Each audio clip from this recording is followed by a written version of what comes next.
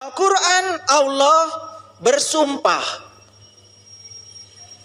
yaitu di Quran surat Al-Falaq. Lihat saya semuanya. Al-Falaq artinya apa? Al-Falaq itu artinya subuh. Tahu subuh? Subuh itu transisi dari gelap ke terang. Subuh. Dan subuh itu etapa yang sangat berbahaya. Bisa tidur lagi, bisa terus bangun. Yang terus bangun, dia akan menyaksikan matahari jam 8, matahari jam 9, matahari jam 10, sampai matahari jam 12. Puncaknya matahari. Dan ketika jam 12, apa yang terjadi? Disitulah bayangan kita mengecil. Betul? Suka memperhatikan? Ya, nggak memperhatikan. Jam 12 itu puncak di mana bayangan kita mengecil. Apa itu bayangan? Innama dunya laibun walahun. Sesungguhnya dunia itu adalah mimpi dan senda gurau. Dunia itu bayangan.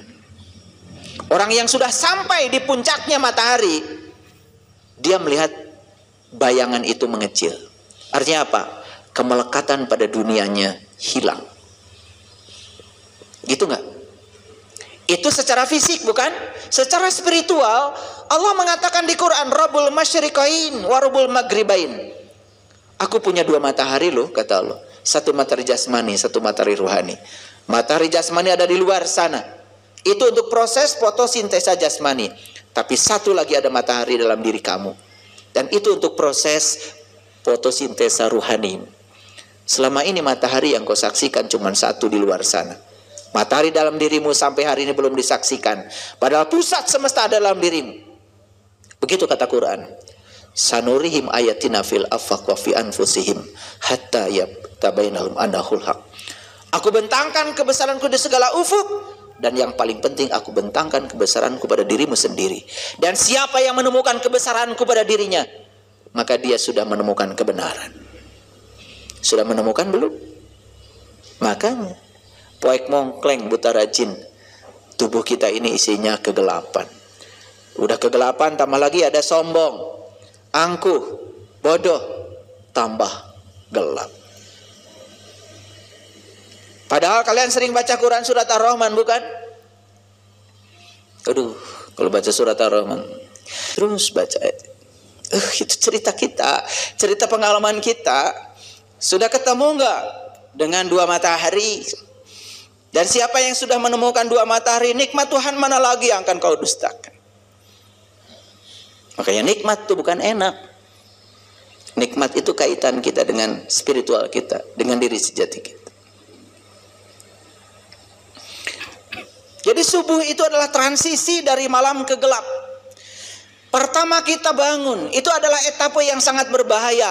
Lalu kenapa di Quran ada sumpah yang luar biasa? Kul a'udzu birabbil falaq.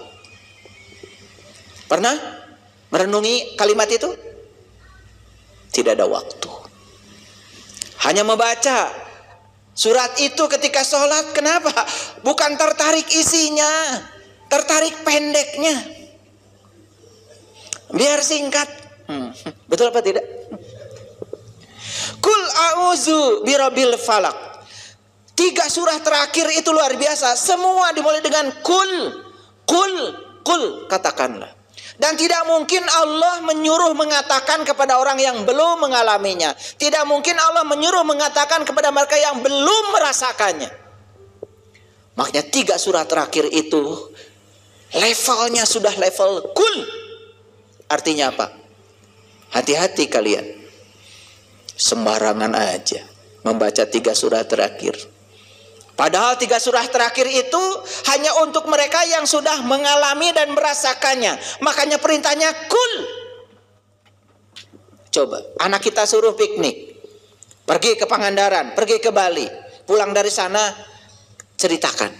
Kan kul itu artinya katakan, ceritakan.